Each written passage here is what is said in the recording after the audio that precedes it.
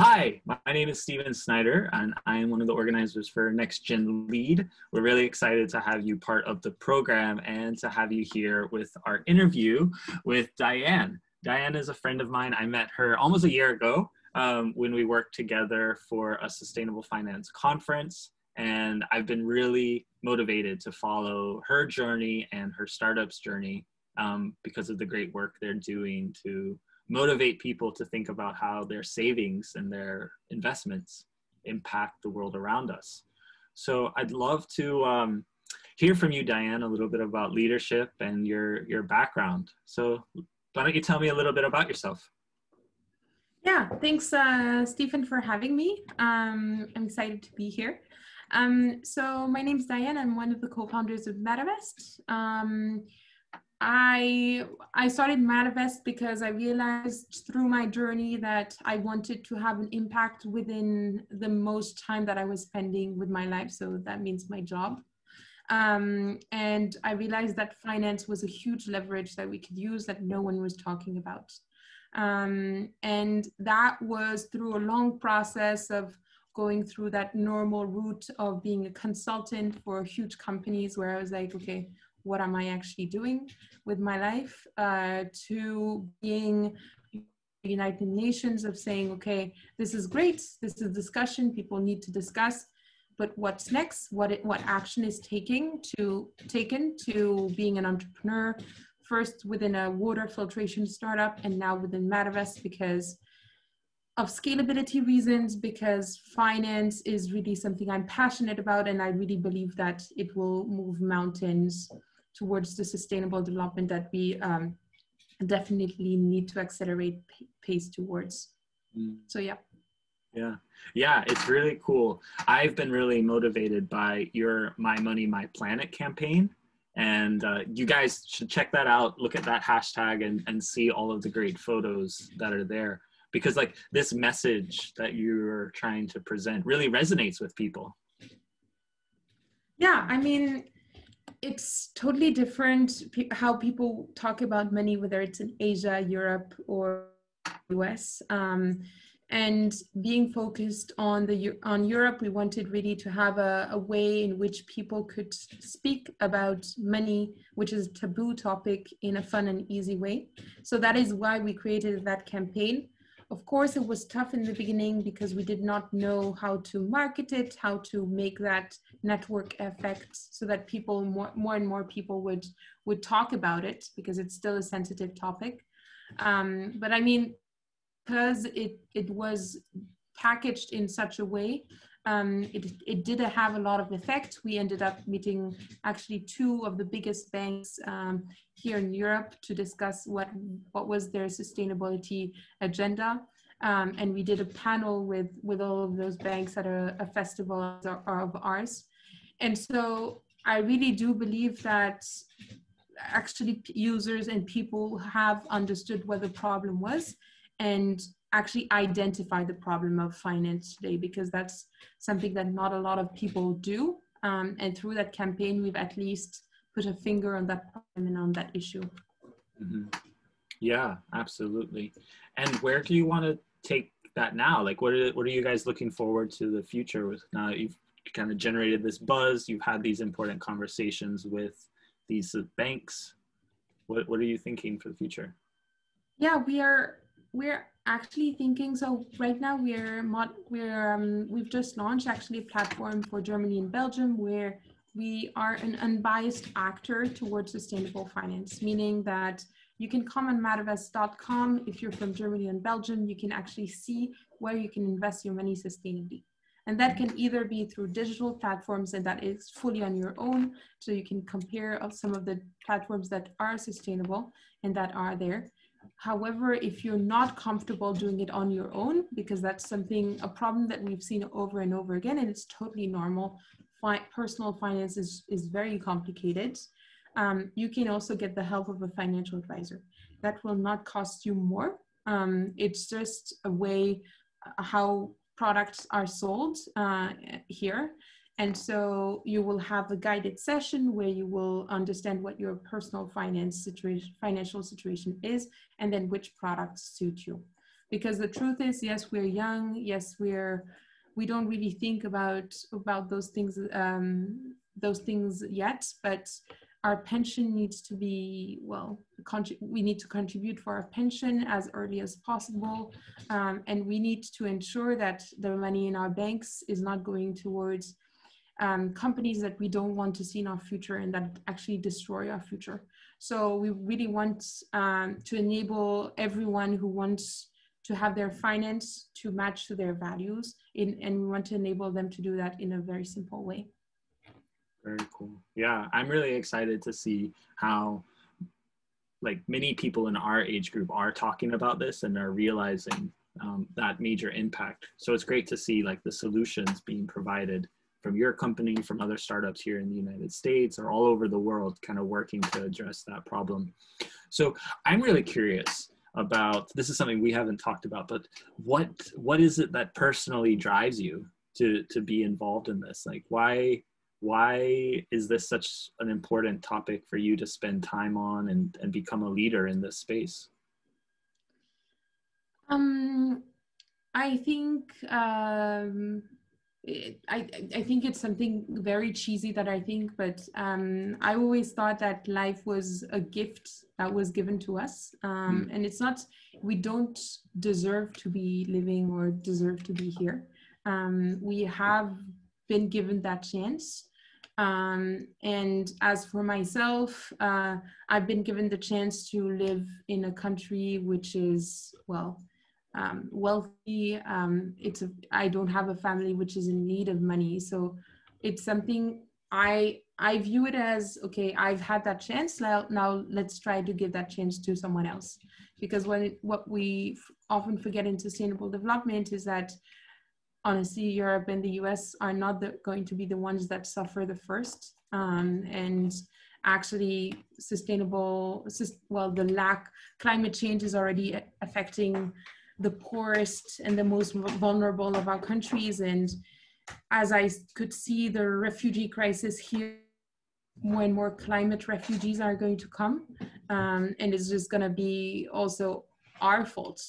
And I don't think the reaction of people here are going to change to, okay, it's our fault, just let's welcome them open arms.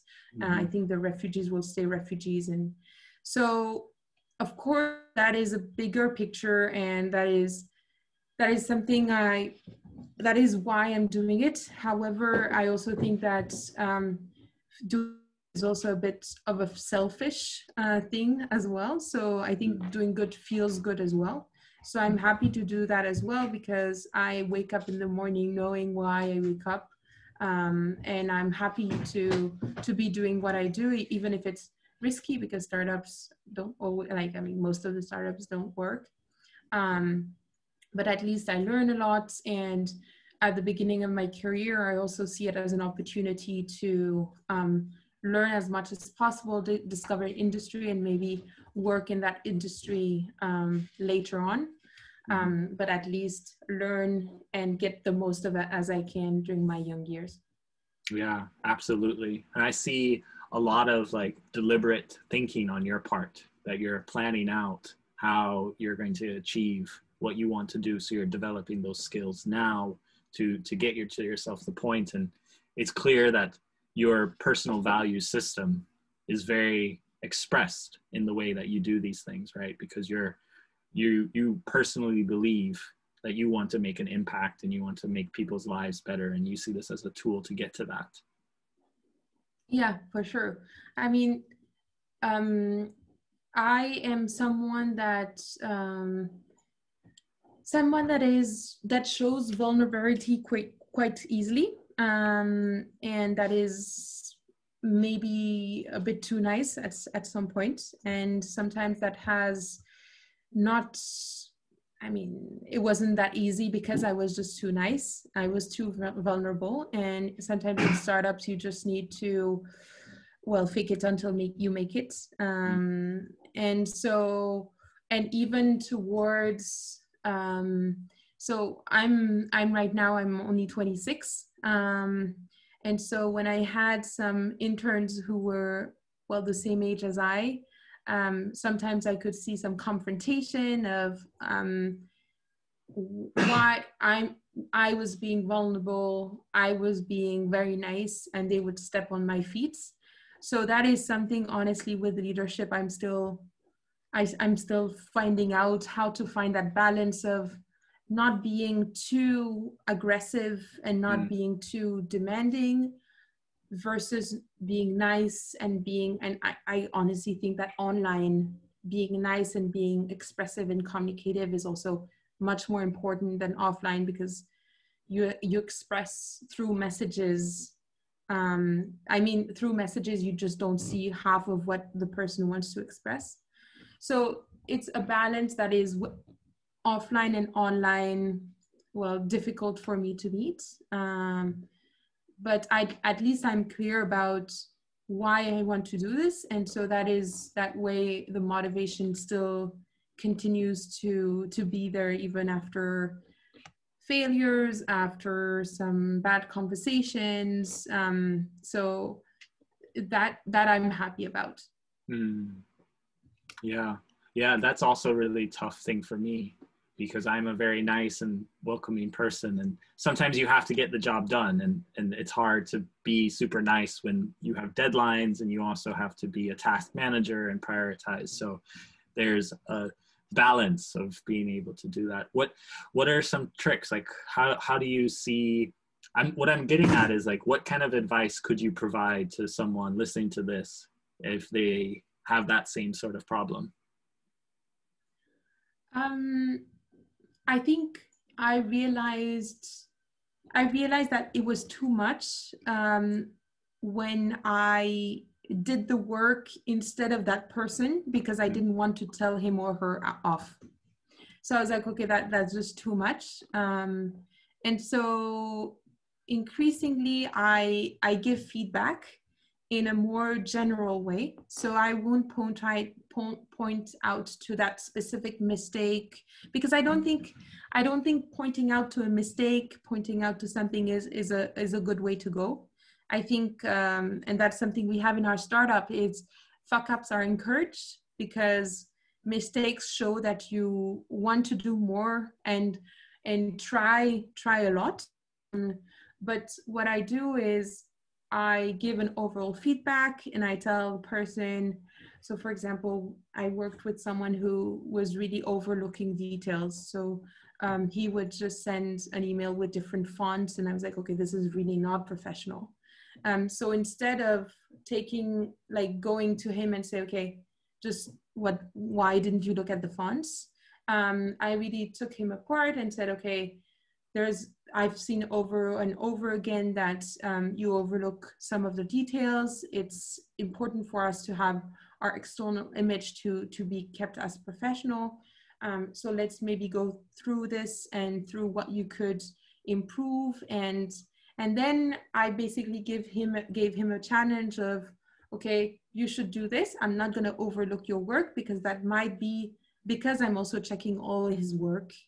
And maybe that's why and so he took that challenge. And I mean, the process not going to change and improve from day 1 to day 2 automatically. It's more of an overall process, but I think people appreciate valuable and genuine feedback, and not pointing out to one specific issue, but more giving a long-term improvement picture, that you show that you want that person to improve, and not just blame that person for what he or she did. Right. It's a learning opportunity, and you're not trying to be the person's mother. You're not trying to be the person's boss of, cracking a whip. You're trying to help them to grow. And I'm sure, for sure. I'm sure that that's very valuable if someone's willing to take that feedback, right? They can see that as a good leadership skill to have. So we're getting towards the end of our interview. And this is a point where I like to ask our leaders to share some words of inspiration or ways to motivate our leaders to sort of challenge themselves and explore the competencies that we're using in this program. So is there any final words you'd like to share with us? Yeah, maybe I'll share something that I went through personally. And it's the fact that sometimes it takes a lot of courage for you to, it took me a lot of courage to learn to pause and say, okay, is this about myself or is this about solving the problem? So I would argue, because I've worked so much on a piece of work and that person just ripped apart that work, but for a good reason. So now I would suggest, always ask you when in leadership, when with working with other people, am I discussing this because it's something I've worked on and I valued myself, or is this for the good of the overall project, of the overall startup, etc.? Because I think leadership is not about growing yourself as a leader, but it's more about ensuring that your environment is in a good situation and that you're taking the whole project forward and not just yourself. Right. That's really helpful advice, to think about that big picture and not focus on those personal, like the personality gets so much involved, and that requires a lot of self-awareness, right? To know.